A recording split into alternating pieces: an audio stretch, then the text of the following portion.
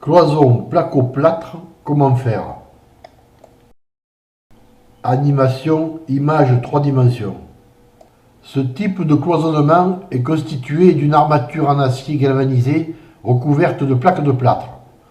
L'armature. Au sol et au plafond, ce sont des rails qui sont posés. Il en existe de différentes dimensions, mais c'est le R48 le plus couramment utilisé pour créer une cloison de 7,4 cm d'épaisseur. Dimension 3 mètres de longueur, plus sur 48 mm de largeur. Les éléments verticaux de jonction sont les montants M48. Il en existe de plusieurs longueurs. Si vous êtes dans des dimensions standards, c'est super. Sinon, il faudra les couper. Toujours en notant 1 cm à vos mesures. Dimension standard, 2,99 m de longueur sur 46 mm de largeur.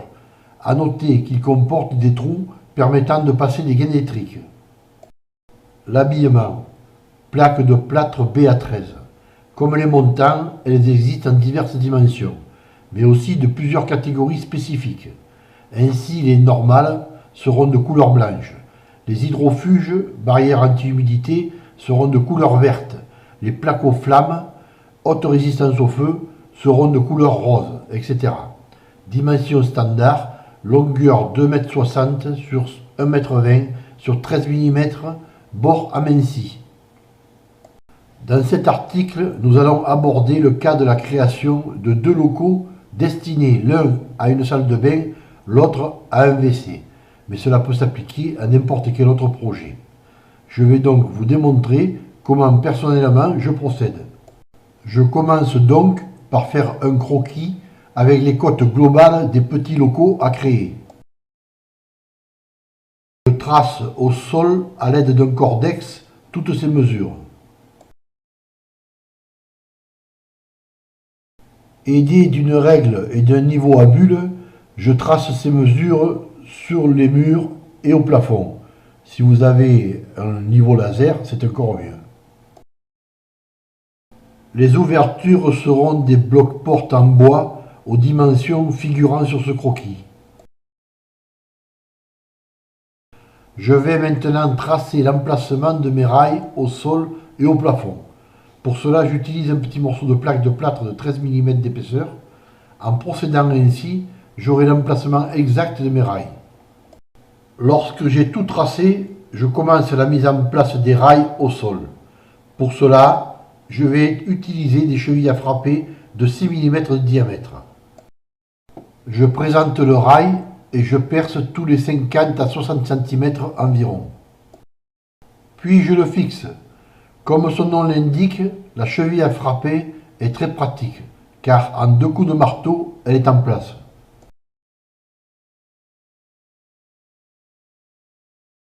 Lorsqu'il y a un angle, pour renforcer la structure, il faut placer les plaques de plâtre de cette façon. Il faudra donc, d'un côté ou de l'autre de l'angle, couper le rail à 2 cm de moins que la longueur requise, comme ceci.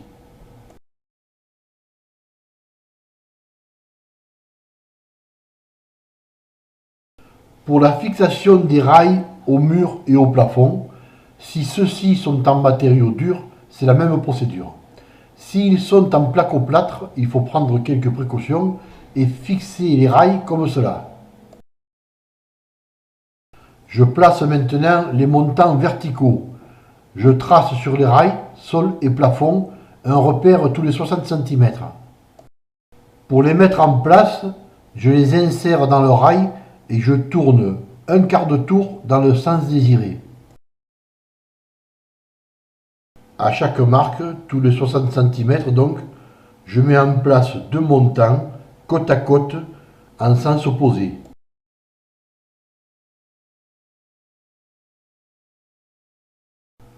La progression est rapide.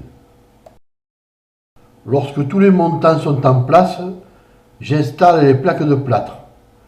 D'un seul côté pour le moment. Pour les fixer, j'utilise un petit mandrin débrayable que l'on peut régler juste à la force suffisante pour faire pénétrer des vis à travers placo et montant et débrayer automatiquement afin d'éviter d'abîmer la plaque de plâtre.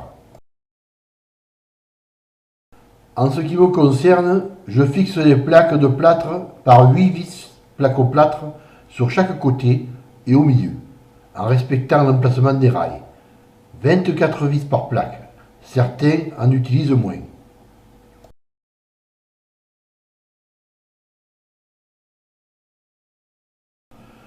Je fais des coupes à la demande lorsque cela se présente.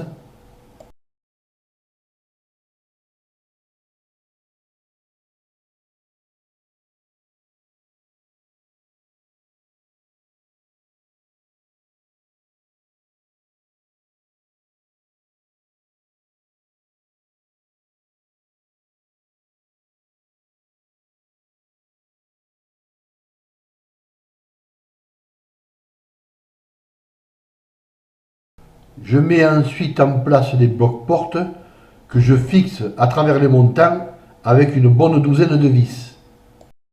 Lorsque tous les panneaux sont habillés d'un côté, je place entre les montants l'isolant spécial placo-plâtre laine minérale, conditionné en rouleau de 60 cm sur 10 mètres, qu'il faut couper selon la longueur. Ensuite, lorsque les gaines et appareillages électriques ont été mis en place, je ferme le second côté. Lorsque c'est terminé, que toutes les plaques de plâtre sont mises en place, je pose les calicots papier au joint. Ils les protégeront contre les fissures. Je mets un peu d'enduit sur le joint et j'applique le calicot. Le lendemain, je recouvre les calicots d'enduit en lissant bien avec le couteau. Sur l'angle, je colle une baguette spéciale qui va le protéger contre les coups. Lorsque toutes les bandes sont enduites, j'attends pour ma part 48 à 72 heures selon la période et la température du moment avant de poncer avec un papier vert très fin. Voilà, c'est terminé. C'est un travail assez rapide et pas très compliqué. Pour plus de détails, rendez-vous sur les blogs bâtir-sa-maison.net ou bien bâtir-sa-maison-overblog.com.